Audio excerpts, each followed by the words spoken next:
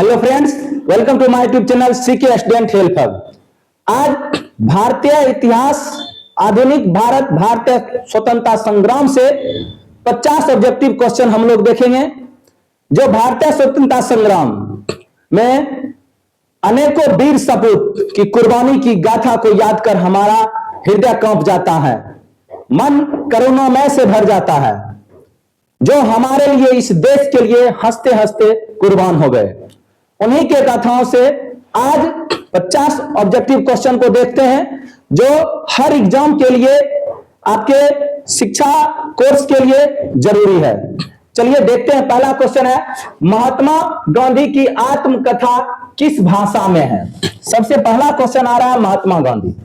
भारतीय स्वतंत्रता संग्राम के नायक के रूप में हम देख सकते हैं किनको? महात्मा गांधी को। ये भारतीय स्वतंत्रता संग्राम के नायक कहे जाते हैं, क्योंकि जब ये स्वतंत्रता संग्राम में आए उस समय से स्वतंत्रता संग्राम की एक नई दिशा मिली। ये 1893 में दादा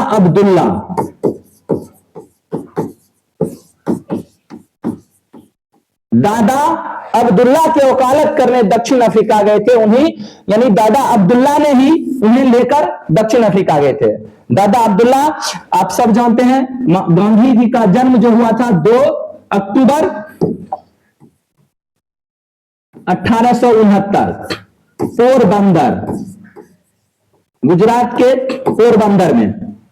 और यहीं के भारतीय व्यापारी के रूप में जाने जाते थे दादा अब्दुल्ला, जो पोरबंदर के ही थे और गांधी जी के बारे में अच्छे से जानते थे, और इन्हीं के अपना वकालत करने के लिए दक्षिण अफ्रीका ले गए 1893 में।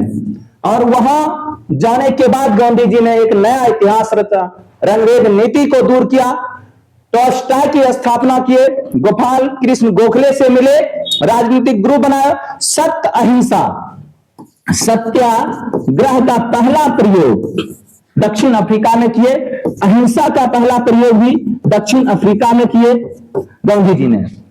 और पुनः जब गोपाल कृष्ण गोखले ने उन्हें आमंत्रण किया अपने देश के लिए, उनको संदेश भेजा है कि गांधी जी को कि आपका जरूरत अब भारत में पड़ चुका है, आपको भारत में होना चाहिए। तब 9 जनवरी 1915 को गांधी जी फिर से भारत आए और भारतीय स्वतंत्रता संग्राम के नायक के रूप में अपनी भूमिका अदा किए। ये आजादी का मतलब महात्मा गांधी की बदौलत यहां आजादी मिला। और ढेर वीर सपूत थे। गांधी इसलिए जाने जाते हैं, ये सत्य अहिंसा के दम पर अंग्रेज से लड़े। कानूनन हर एक जगह ये सोचते रहते थे कि कानून तोड़ के हम अंग्रेज के खिलाफ यदि हम कोई कदम उठाते हैं तो निश्चित रूप से गिरफ्तार करके वो फांसी देगा। बहुत सारे वीर सपूत इसी में मारे गए। ये धीरे से सोच समझ के वार करते थे अंग्रेज पर, और इन्हें सफलता मिली भी। तो गांधी जी की आत्मकथा गुजराती भाषा में लिखी गई है, गुजराती भाषा में। ओके, पहला का आंसर हो गया ऑप्शन नंबर बी। दूसरा है, अंटो दिस लास्ट नामक रचना किसकी है? Ruskin, Tolstoy, Henry David, Mahatma Gandhi. तो अंटो दिस लास्ट जो है रस्किन लिखे हैं, लॉर्ड रस्किन अंग्रेज थे, और इन्हीं के रचना को गुजराती में अनुवाद किए महात्मा गांधी सर्वोदय नामक बुक में। ठीक है, तो अंटो दिस लास्ट रस्किन की रचना है और इनका अनुवाद गुजराती में गांधी जी के सर्वोदय के नाम से। Option number A is the correct answer. Next, Mahatma Gandhi का जन्म हुआ 2 अक्टूबर 1869 गुजरात में। तो यही option number A is the correct answer. 2 अक्टूबर 1869 गुजरात के पोरबंदर में गांधी जी का जन्म हुआ था। महात्मा गांधी के राजनीतिक गुरु कौन थे? फिरोज शाह, लाला राजपत राय, गोपाल कृष्ण गोखले, हेनरी। तो गोपाल कृष्ण गोखले इनके राजनीतिक गुरु थे। महात्मा गांधी दक्षिण अफ्रीका से भारत कब आए? 1914, 1909, 1915 1890। तो अभी हमने देखा 9 जनवरी 1915 को गांधी जी दक्षिण अफ्रीका आए गोपाल कृष्ण गोखले के कहने पर। चंपारण सत्याग्रह का संबंध किस राज्य से है? गांधी जी जब आए तो पहला इनका आंदोलन में कूदना कौन आंदोलन था?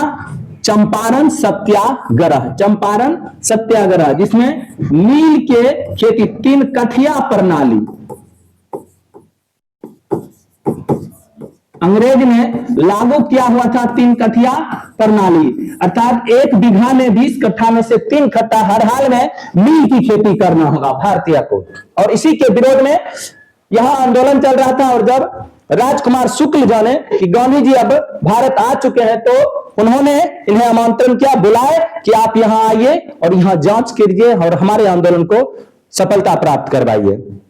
क्योंकि ये दक्षिण अफ्रीका से ही पूरे भारत में फेमस हो चुके थे कि ये आंदोलन के रूप में जाने जाते हैं, सत्य अहिंसा के रूप में जाने जाते हैं और ये सफलता प्राप्त भी करते हैं।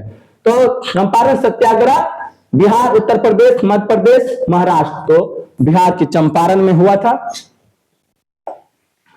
चौरी चौरा कांड जब असहयोग आंदोलन 1920 में शुरू हुआ और धीरे धीरे ये असहयोग आंदोलन पूरे भारत में फैल चुका था। पूरा भारतीय मदद कर रहे थे इस आंदोलन में। लेकिन अचानक क्या हुआ कि चौरी चौरा नामक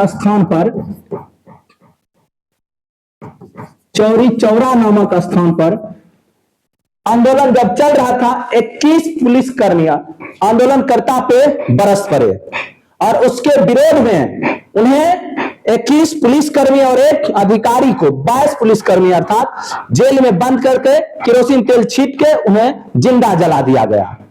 और यह घटना असहयोग आंदोलन का चरम उत्कर्ष बन गया, जिसे देखकर गांधी जी तिलमिला उठे कि अब पुनः सबको कैद कर लिया जाएगा। तो गांधी जी ने तुरंत इस चौरी चौरा कांड के कारण क्या किए? आंदोलन को, असहयोग आंदोलन को स्थगित किए और स्वयं जेल चले गए 1924 में।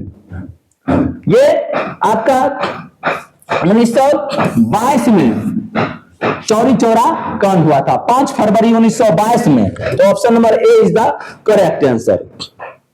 और इसी जब स्थगित कर दिया गया असहयोग आंदोलन को तो मोतीलाल नेहरू, चित्तरंजन दास, सुभाष चंद्र बोस काफी दिक्कतें हुआ। वो सोच रहे थे कि अब हमें आजादी मिलने वाली थी, अब अंग्रेजों को हम नहीं छोड़ सकते थे। और ये क्या किया? आंदोलन बंद कर दिए, जिसके कारण इन्हें दिक्कत हुआ और वो स्वराज पार्टी की स्थापना कर लिए। मोतीलाल नेहरू और चित्तरंजन दास कांग्रेस से हट गए। वो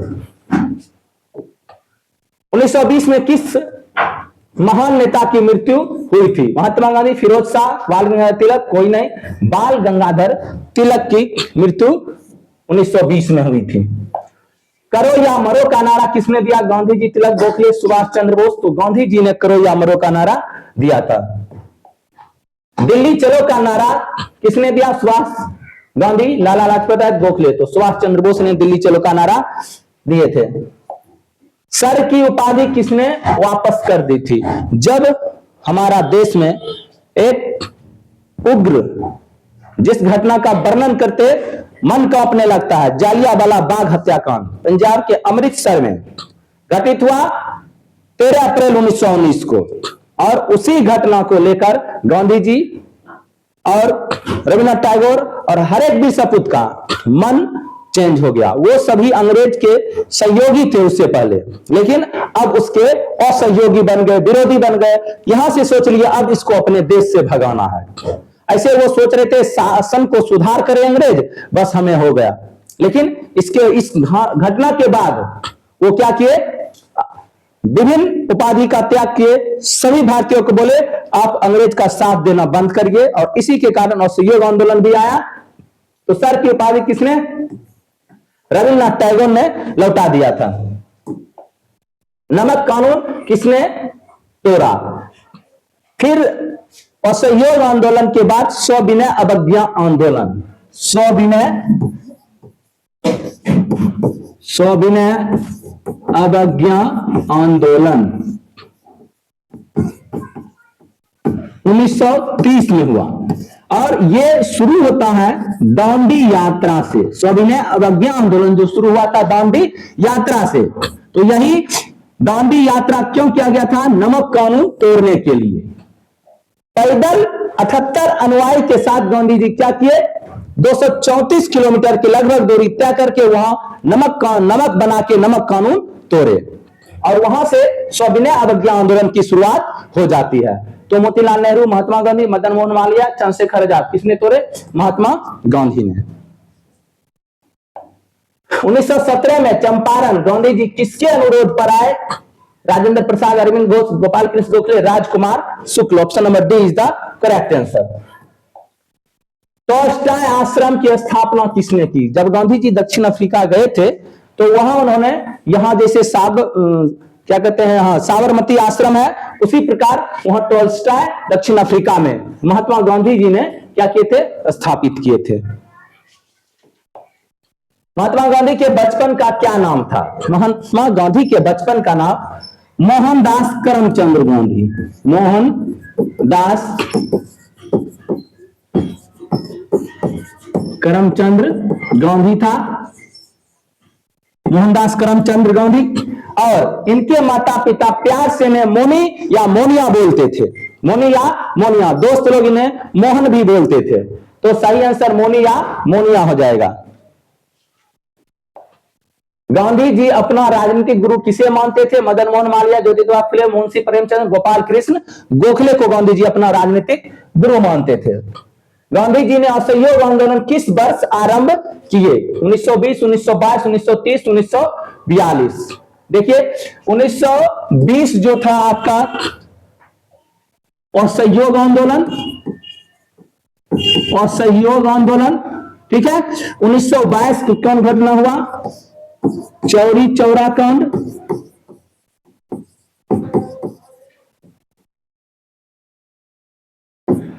और 1930 को सविनय अवज्ञा आंदोलन।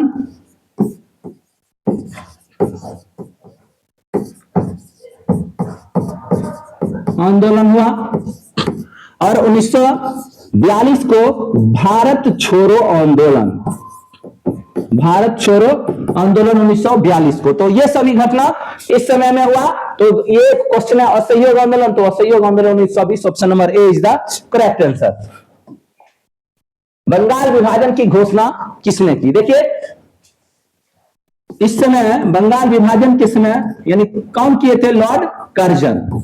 लॉर्ड कर्जन ने क्या किए थे? बंगाल विभाजन किए थे 1905 में।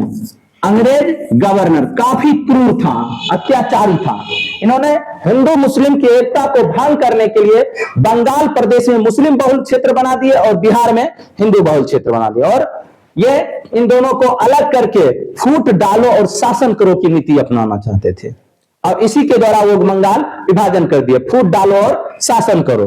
मुस्लिम को भड़का के हिंदू के प्रति उसमें फूट डाले और उसको अलग कर दिए और शासन को अपना ढंग से चलाने के प्रयास किए। बंगाल विभाजन की घोषणा 1905 में हुआ था, 1905 में। Option number A is the correct answer. Jallianwala Bagh हत्याकांड कब हुआ? ये 13 अप्रैल 1919 को अमृतसर के जालियांवाला बाग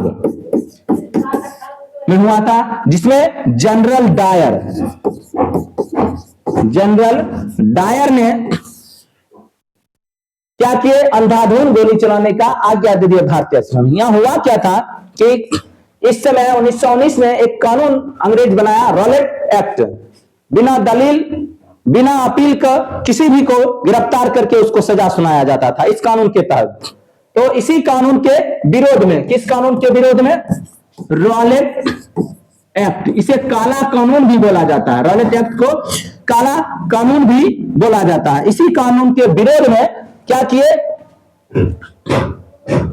डॉक्टर सत्यपाल और सफीउद्दीन किचलू, ये दो पंजाब के नेता थे, रॉलेट एक्ट के विरोध में आंदोलन कर रहे थे। इन्हें क्या किया गया, गिरफ्तार कर लिया गया। और इसी के विरोध में जालियांवाला बाग में अमृतसर में 2000 भारतीय के द्वारा सभा का आयोजन किया गया। और जब अंग्रेज को पता चला तो जनरल डायर आके गेट बंद करके चारों ओर से घेर के अंधाधुंध गोली चलाने का आदेश दे दिया और इसमें बहुत सारे भारतीय को मृत्यु प्राप्त हुआ, जिसमें बच्चा तक को उसने नहीं छोड़ा। और यही घटना लेके पूरा देश के वीर सपूत में एक लहर दौड़ गया और अब उस सहयोग से असहयोगी बन गए अंग्रेज का और उसे भगाने का निर्णय कर लिए और असहयोग आंदोलन की तुरंत शुरुआत 1920 में कर डाले, क्योंकि अंग्रेज भारत से निश्चित रूप से अब जाएगा ये तय हो गया था।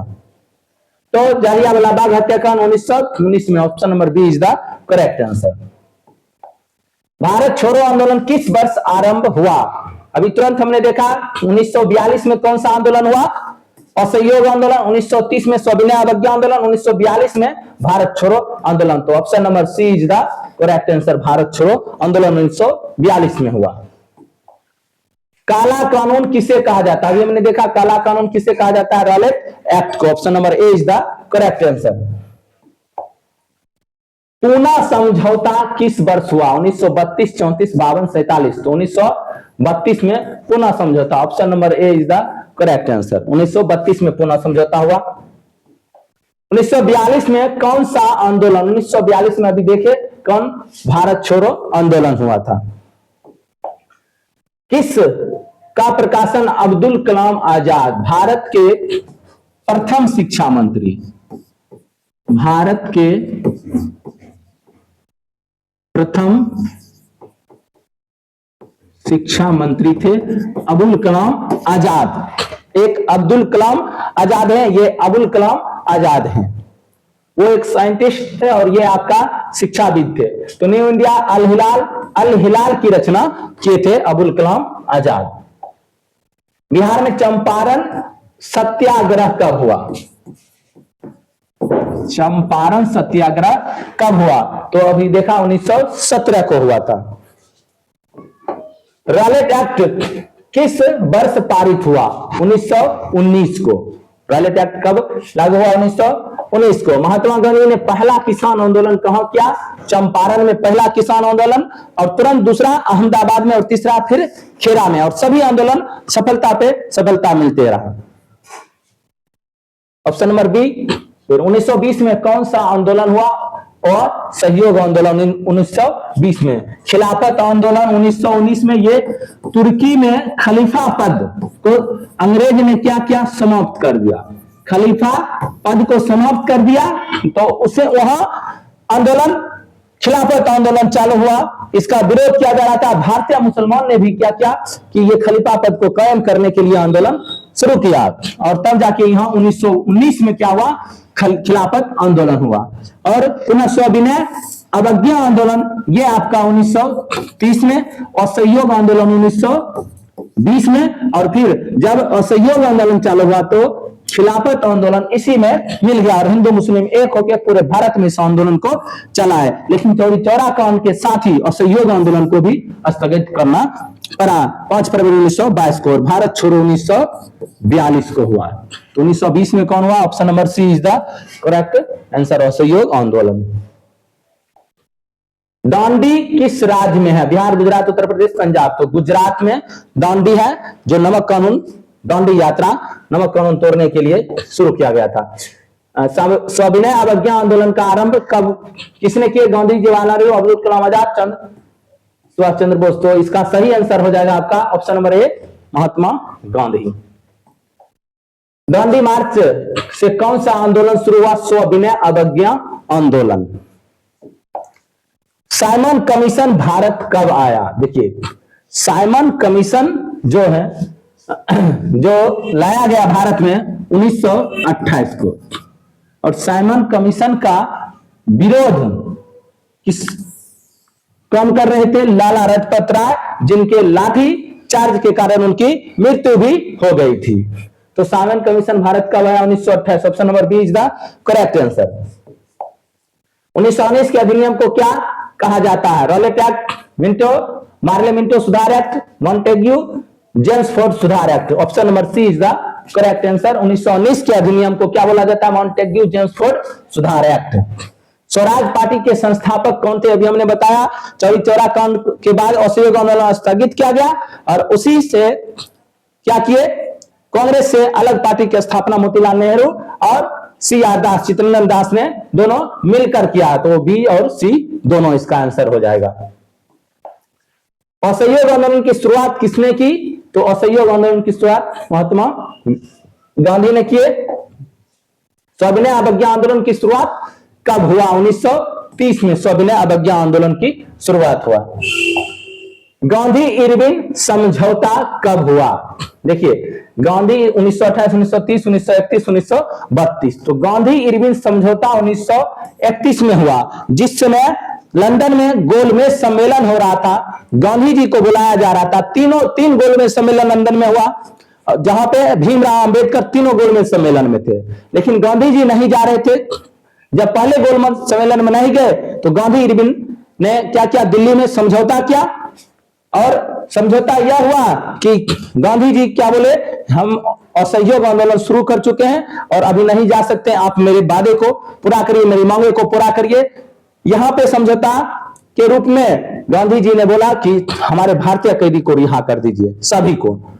वो बोला ठीक है, रिहा कर देते हैं, और यहां से चले गए। लेकिन इस समय गांधी जी ये नहीं बोले भारतीय भगत सिंह, सुखदेव, राजगुरु को भी आपको छोड़ना पड़ेगा। और जब गांधी जी गए लंदन तो द्वितीय गोलमेज सम्मेलन में, तो यहां पर इन्हें 1931 में फांसी दे दिया गया तीनों को, क्योंकि वो जानते थे कि वो आएंगे तो फिर फांसी नहीं देना होगा, इसलिए वहां गए। उसी बीच में इन्होंने फांसी दे दिया। जो गांधी इरविन समझौता हुआ था 1931 में। माई एक्सपेरिमेंट विथ ट्रुथ किसकी आत्मकथा है? ये महात्मा गांधी की आत्मकथा है। महात्मा गांधी द्वारा शुरू किया गया पहला जन आंदोलन नील आंदोलन था, वही जिनको हम चंपारण सत्याग्रह भी बोलते हैं। चंपारण सत्याग्रह, ठीक है, 3 कठिया प्रणाली के विरोध में हुआ था बिहार में। शहीद आजम किसे कहा जाता है? भगत सिंह को शहीद आजम बोला जाता है। पहला गोलमेज सम्मेलन हुआ था कब? 12 नवंबर 1930, 15 नवंबर 1932, 12 नवंबर 1930 को पहला गोलमेज सम्मेलन हुआ। दूसरा गोलमेज सम्मेलन कब हुआ? 7 दिसंबर 1930, 7 दिसंबर 1931 को दूसरा गोलमेज सम्मेलन हुआ था।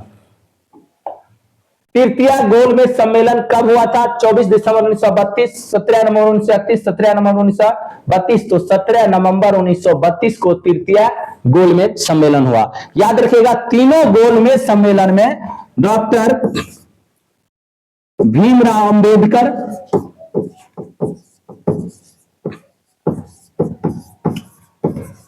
ने भाग लिए। तीनों गोलमेज सम्मेलन में। इसका नाम गोलमेज सम्मेलन इसलिए रखा गया क्योंकि एक गोल मेज के चारों ओर सब बैठ के क्या करते थे? सम्मेलन करते थे, इसीलिए इसका नाम गोलमेज सम्मेलन, जिसमें तीनों गोलमेज सम्मेलन में डॉक्टर भीमराव अंबेडकर भाग लिए थे। महात्मा गांधी ने तीनों में भाग नहीं लिए थे। तो यह हुआ था 17 नवंबर 1932 को। चंद्रशेखर आजाद की मृत्यु कब हुई थी? देखिए, एक घटना है काकोरी 1925 की, काकोरी कांड उत्तर प्रदेश। यहां क्या हुआ था? 8 डाउन ट्रेन को लूट लिया गया था। 8 डाउन ट्रेन को क्या किया गया था? लूट लिया गया था, जिसमें चंद्रशेखर आजाद भी थे। 10 व्यक्तियों ने मिलकर इन्हें लूटा, 8 डाउन ट्रेन को, जिसमें गोली, बम, बारूद, रुपया, पैसा सब था। और भारतीय स्वतंत्रता संग्राम को आगे बढ़ाने के लिए ये ऐसा किया गया था।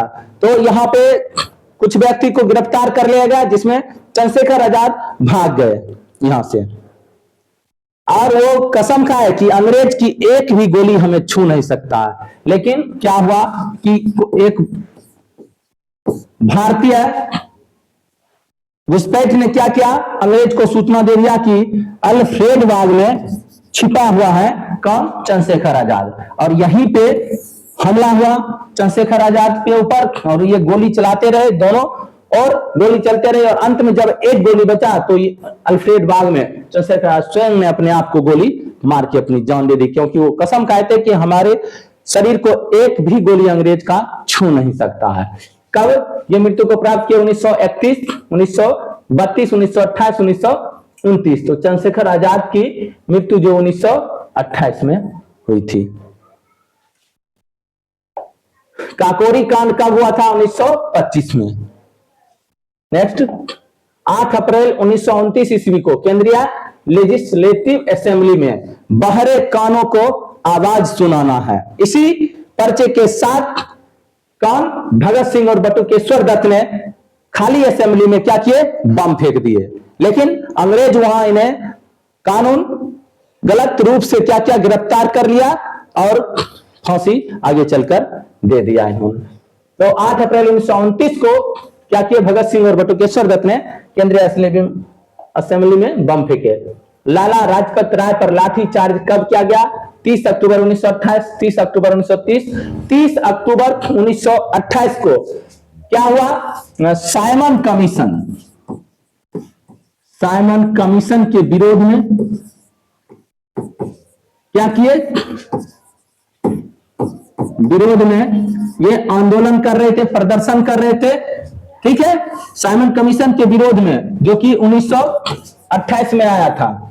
प्रस्ताव इसका 1927 में भेजा गया, 1928 में आया था। तो ये क्या किए? Go back Simon, go back Simon, go back का नारा लगा रहे थे पंजाब के लाला लाजपत राय। तो यहां पे क्या हुआ? इन्हीं पे लाठी चार्ज किया गया, और लाठी चार्ज हुआ 30 अक्टूबर 1928 को। लेकिन इस लाठी चार्ज के बाद 7 नवंबर 1928 को इनकी क्या हो जाती है? मृत्यु हो जाती है, मृत्यु हो जाती है। इसी लाठी सर पे लाठी के वार की वजह से इन्हें घायल अवस्था में हॉस्पिटल पहुंचा गया, और कुछ दिन बाद इनकी क्या हो जाती है? मृत्यु हो जाती है। भगत सिंह, राजगुरु, सुखदेव को फांसी कब पड़ा? 7 मार्च 1930, 7 अक्टूबर, 23 मार्च 1930 को एक साथ तीनों को फांसी दे दिया गया। सोच सकते हैं ये सब ऐसे व्यक्ति थे अपना पूरे जीवन को आजादी के नाम पर कुर्बान हो गए, हंसते हंसते फांसी पर लटक गए, सिर्फ 24 वर्ष की आयु में, 23 वर्ष की आयु में।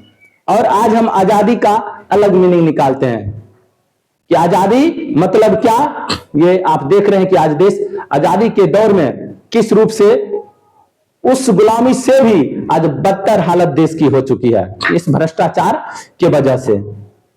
हर एक छोटे से छोटे अधिकारी यहां भ्रष्ट बन के बैठा पड़ा है, उसे किसी से मतलब नहीं है, सिर्फ स्वयं स्वार्थ भर गया है सब में। देश में क्या हो रहा है, आसपास में क्या हो रहा है, कुछ से लेना देना है, बस अपना काम बन रहा है, अपना जेब बन रहा है, बात खत्म। यहाँ पढ़े लिखे लोग बौख रहे हैं और धर्म के नाम पर लोग करोड़ों कमा रहे हैं और राजनीति में आ रहे हैं। भगत सिंह, सुखदेव, राजगुरु को फांसी 23 मार्च 1930 को पड़ा था।